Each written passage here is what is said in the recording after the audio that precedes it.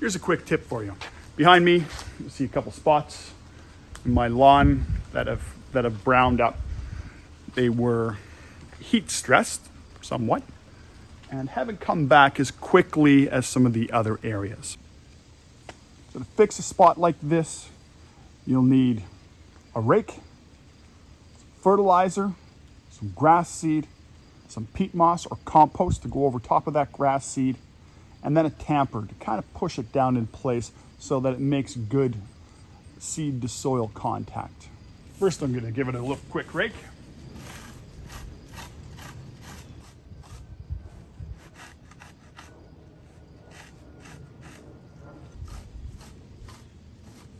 I'm going to rake up that loose grass that I've just pulled up, exposing the soil. I'm going to apply some grass seed. This is a perennial ryegrass blend. Perennial ryegrass comes up really quickly. I'll see this up in about 5 days. Just apply it by hand.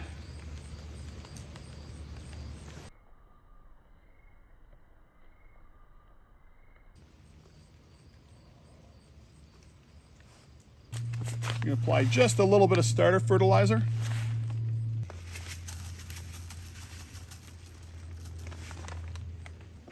Just a little bit of starter fertilizer, not even a half a cup.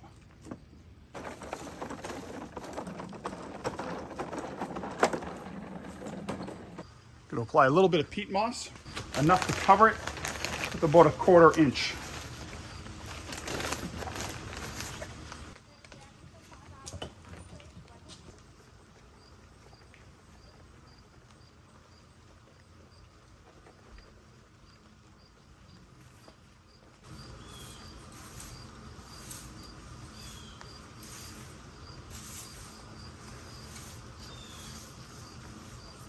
I'm not trying to move around the peat. I'm just flattening the area using the back of my rake.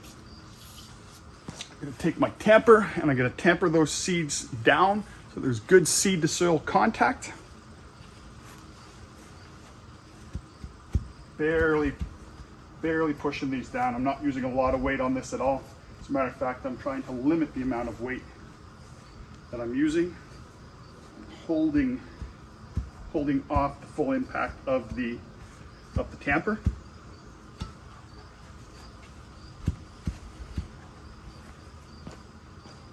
I get a lot of questions about the use of peat moss and why I actually use it. I use it for 2 reasons. Number 1, it keeps moisture in and around the seeds. And number 2, it prevents birds from being able to see the seeds, swooping down and eating them. Here's another helpful hint. Take a look at the long-range forecast.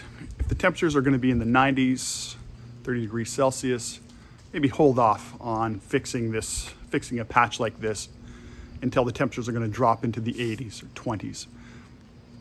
Something else you can do, look to see if there's rain in that forecast and try to drop those seeds just before it's supposed to rain. That way you'll be saving a little bit of effort on watering those seeds. So how much water do you need for this? Well, it's raining right now, so right now I need none. But those seeds need to be kept moist.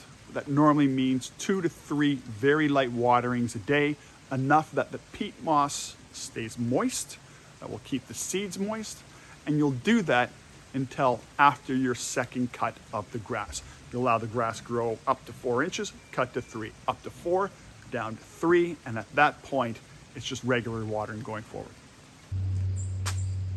Thank you for watching this quick tip. My name is Jeff Seeton. This is Jeff Seeton Lawn Care.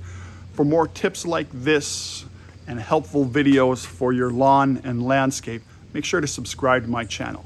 You can like and share this as well.